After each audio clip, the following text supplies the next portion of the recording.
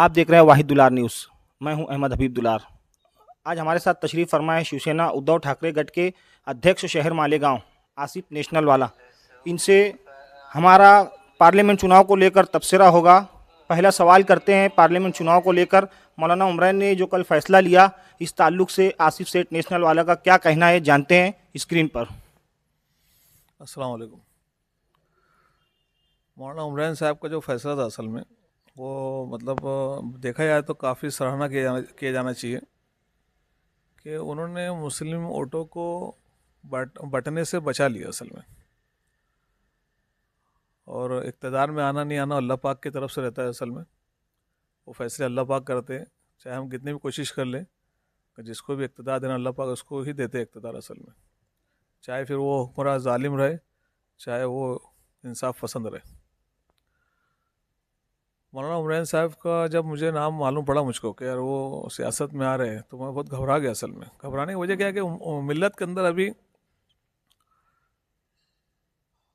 उम्मत को गुमराही से बचाने के लिए अभी अल्लाह ताला ने उनको बहुत एक बड़े मनसब पे फायज किया था असल में। उनका इस तरह डायरेक्ट सियासत में चले जाना, सियासत कोई बुरी चीज़ नहीं है असल में, पर अभी जो बैकग्राउंड है हिंदुस्तान का सियासत का, उसमें हमारे ऐसे लोगों के जाने से थोड़ा सी हम उस माहौल में ऑटोमेटिक ढलना पड़ता है मजबूरन हो गया असल में। मुफ्ती इस्माइल कासमी साहब के बयान सुना मैंने, जो उन्होंने जो उनको मशवरे दिए वो काफ़ी रूह परवर बयान थे। उसकी मैं तायद करता हूँ कि उन्होंने बिल्कुल सही मशवरा दिया था उनको असल में, क्योंकि रूहानियत ख़त्म हो जाती है असल में। और वाकई में एक अच्छे मिली रहनुमा का इस तरीके से सियासत में चले जाना, फिर बाद में फिर उनके ऊपर कीचड़ उछालना, फिर वो सब बहुत सारी बातें होती थी और वो हमसे दिल बर्दाश्ता होना पड़ता था हमको। उसके अंदर हमको बर्दाश्त करना पड़ता था बहुत सारी बातें, और हो सकता था कि कोई भी पार्टी उनको अनाप शनाप बोल सकती थी। और उनके आ जाने से फिर दूसरे जो हमारे जो जो वतन के जो अपने जो भाई है, हमारे नॉन मुस्लिम जितने भी है हमारे हिंदू भाई लोग जो हैं, फिर उनके अंदर जो शिद्दत परस्त रहते ना, उनको फिर एकजुट होने का एक मौका मिलता था।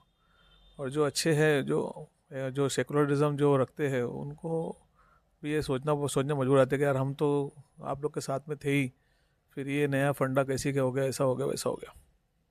तो अल्लाह पाक ने हमको बचा लिया असल में। अब रही बात अभी अगला कौन मुस्लिम रहनुमा आता है रहनुमा बनकर मुसलमानों का कैंडिडेट के तौर पर, है ना, वो भी एक बहुत बड़ा खतरे घंटे रहेंगे हमारे लिए। चुन के तो आएंगे नहीं, मैं दावे से तो नहीं बोल सकते बात, पर चुन के आएंगे नहीं असल में। क्योंकि उसकी वजह क्या है कि अगर पूरी वोट भी पड़ जाए ना, तो फिर क्योंकि उधर मतदार संघ बहुत बड़ा है और मुस्लिम वोट के हिसाब से देखा जाए तो मैं ऐसे मेरी ऐसी राय है, मशवरा दे रहा हूँ मैं मुसलमानों की तरफ से मैं एक राय रख रहा हूँ अपनी कि भाई मुस्लिम रहनुमाओं ने अभी थोड़ा सी जो सेकुलर इंडिया अलायंस के जो कैंडिडेट खड़ा हुआ है, जो भी खड़ा रहेगा उसका सपोर्ट करना चाहिए। इस वक्त की ज़रूरत है असल में। हमें वक्त तो अभी इस वक्त तो देश का सोचना है असल में। दूसरी सारी बातों को परे रख कर देश के बारे में सोचना है। ये नहीं सोचना है कि यार कांग्रेस का कैंडिडेट चुन के आ गया तो फिर हमारा इक़्तिदार ख़राब हो जाएगा, फिर हमारे सीट को धक्का पहुँच सकता है, ये हो सकता है। वो सब बात के मैटर है। मैं बोला ना, इक़्तिदार अल्लाह पाक के हाथ में रहता है असल में। अभी तो इंडिया अलायंस जो है उनका सपोर्ट करना चाहिए, उनका साथ देना चाहिए असल में। और इंडिया अलायंस खड़ा क्यों हुआ है? देश बचाने के लिए खड़ा हुआ है असल में। एकजुट क्यों हुए? देश बचाने के लिए खड़े हुए हैं असल में। उद्धव बाला साहब ठाकरे जी ने जो बातें कही हैं कि उनके जो पॉलिसी है सामने वालों की, है ना, बीजेपी सरकार वालों की और आरएसएस की जो पॉलिसी है, वो देश को दो टुकड़े में तोड़ने की साजिश कर रहे हो लोग। और ये बहुत खतरा है आगे के लिए। आपस में एक दूसरे को लड़ा देना और फिर बाद में तो फिर मरहम आकर लगा देना लड़ाने के बाद, ये सबसे ये पॉलिसी अंग्रेज़ों की सियासत थी। इस सियासत को ख़त्म करना तो हुकुमशाही नाफिज हो जाएंगी, लोकशाही ख़त्म हो जाएंगी असल में। इसके लिए हम लोग सब ने कोशिश करना चाहिए कि इंडिया अलायंस को ही ताकतवर बनाकर उसका जो भी कैंडिडेट खड़ा, जहाँ जहाँ खड़ा है पूरे महाराष्ट्र में, सब मुसलमानों ने और सब हिंदू भाइयों ने मिलकर जो चाहते हैं कि देश हमारा हिफाजत से रहे, उसके लिए। अभी आज आप देख ही रहे हो देश में क्या क्या हो रहा है। कुछ किसी को बोलने की ज़रूरत है ही नहीं, है ना, सब जानते हैं। अभी तो मोबाइल का दौर है, हर एक के पास बड़े बड़े मोबाइल हैं। अभी तो ऐसा नहीं है कि बेचारो टीवी नहीं है, टीवी देख के बोलना पड़ेगा, अखबार पढ़ने की ज़रूरत भी नहीं पड़ती। अभी तो इतनी सारी न्यूज़ें ऑटोमेटिक आ जाती हैं। तो अखबार का दौर भी नहीं है, मोबाइल का दौर है, इंसान के पास हाथ में मोबाइल है तो न्यूज़ आ जाती है कहीं ना कहीं से। तो मैं गुजारिश करता हूँ पूरे मुसलमानों से कि भाई अभी इस वक्त तो इंडिया अलायंस के जो कैंडिडेट खड़े हुए उनका सपोर्ट करें, है ना। और मैं तमाम मालिक और शहरियान को एक चीज़ से और आगे करता हूँ कि भाई आपस में रंजिश पैदा ना करें, कि कोई जो भी कैंडिडेट खड़ा रहेगा हमारे खिलाफ में जो भी रहेगा, तो उसमें ऐसा ना हो कि भाई हम आपस में लड़ बैठे और फिर कई सालों तक हमारी दुश्मनी कायम हो जाए। उसका भी बहुत ख्याल रखा जाए। इंडिया अलायंस से शोभा ताई, इनको लेकर मालेगांव शहर में लीडरान में कोई हिमायत कर रहा है, कोई मुखालफत कर रहा है, कुछ तनकीदें हो रही है, कोई अपनी मोहब्बतों का इजहार कर रहा है। हर जगह कुछ ना कुछ चाहे मैं गोइयाँ लगी है शोभा ताई को लेकर। इस ताल्लुक से लीडरान के बारे में और शहरियान के बारे में क्या पैगाम है आसिफ सेठ नेशनल वाला का, जानते हैं। शोभा ताई बच्चों साहब, देखो मैं सियासी लीडरों को मतलब हमने देखे हैं बहुत करीब करीब से लीडरों को, तो कि जो लीडर काम करना रहता है ना वो बोलता नहीं रहता असल में। जो करना रहता ना को वो बोलता नहीं है असल में। वो बोलता इसलिए नहीं है ना कि उसको काम करना रहता है, वो फिक्रमंद रहता है कि मैं बोल दूंगा वो काम करना पड़ेगा मुझको असल में। और जो काम नहीं करता वो बोलता बहुत है। और शोभा ताई बच्चों साहिबा जो है वो मतलब मैं उनको बहुत कभी ज़्यादा मेरी उनसे मुलाकात नहीं हुई, पर मैं 2-3 मीटिंग में उनको देखा हूँ कि उनके अंदर जज्बा है काम करने का। ये जो सिविल रुग्णालय जो है अपना, जो रुग्णालय आया हुआ है, इसको सिविल का दर्जा देने का उनको मैंने बात किया था कि अभी शिवसेना की हमारी मीटिंग रखे थे हम लोगों ने कि आप उसको सिविल का दर्जा दो।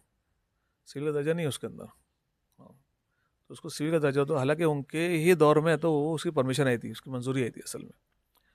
और वो 2 बार पालक मंत्री रह चुकी धुलिया के अंदर, वो काफ़ी सूझबूझ रखती है और पढ़ी लिखी है असल में। उसको सियासत समझाने की ज़रूरत नहीं है।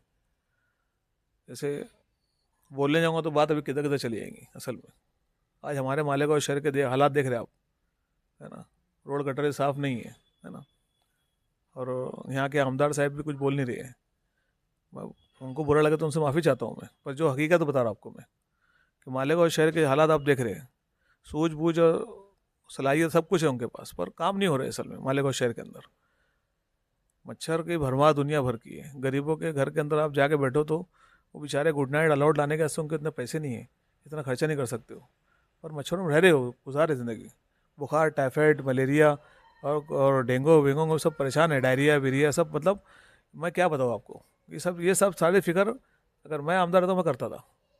मेरे पास इतने सारी वोट थी, अगर मैं आमदार रहता तो मैं सारे वोटरों को उठा के लाकर कारपोरेशन में बिठाता मैं कि ये करके दो आप कोई भी हालत से। पर हमारे आमदार साहब कुछ बोलते नहीं, पता नहीं क्यों नहीं बोलते। वो अल्लाह बेहतर जानता है। इसलिए पढ़ा लिखा आमदार रहने से बहुत फ़र्क पड़ता। अब खासदार पढ़ा लिखा हो जाएगा तो बहुत फ़र्क पड़ेगा इंशाल्लाह उससे। जैसा कि हमारा एक और अहम सवाल है धुलिया मालेगांव पार्लियामेंट हलके को लेकर, जो उम्मीदवारी का AIMIM पार्टी अपना कैंडिडेट उतारने की तैयारी में मैदान में लेकर आ रही है, इस बारे में आसिफ नेशनल वाला क्या कहते हैं, जानते हैं उनकी राय स्क्रीन पर। आप देख लो, जहाँ जहाँ एमआईएम की सीट खड़ी है वहाँ कांग्रेस हारी है। आप देख लो, हिस्ट्री उठा के देख लो आप। ये खड़ी हुई इसलिए होते हैं, फ़ायदा किसको पहुँचा रहे बोलने की ज़रूरत नहीं किसी को, हर कोई जानता। रही बात AIMIM की, अब तो मालेगांव शहर की आवाम जान चुकी है कि अब इसी साहब झूठे आदमी है। उन्होंने आने का वादा किए थे, मैं हर 2 महीने में 3 महीने में आके विजिट करूंगा, मुफ्ती साहब का हिसाब किताब लूँगा। सारे आवाम ने बात सुनी है, सारी आवाम जानती है इस बात को। मैं ऐसे लीडर का, हमने तो बैकआउट करना चाहिए मुसलमानों ने, कि ऐसे लीडर को जरूरत ही नहीं है अपने को, जो झूठ बोलता है असल में। पहली बात तो ये सब कुछ मोदी झूठे है, मोदी झूठा है, तो आप उसके साथ में रहते हो, आप भी झूठ बोलने लग गए हो असल में क्या है, मतलब मालूम है कि मालेगांव शहर की आवाम जज्बात में आ जाती है, इसलिए उसका लोग फ़ायदा उठा लेते हैं असल में। मैं आवाम से गुजारिश करता हूँ कि जज्बात में बिल्कुल ना आइए, और आप लोग अभी सोच समझ के काम कीजिए। बिल्कुल कोई भी काम, अभी मालेगांव शहर के मुसलमानों का एक बहुत अहम रूल है कि वो बहुत सोच समझ के काम कीजिए इस वक्त।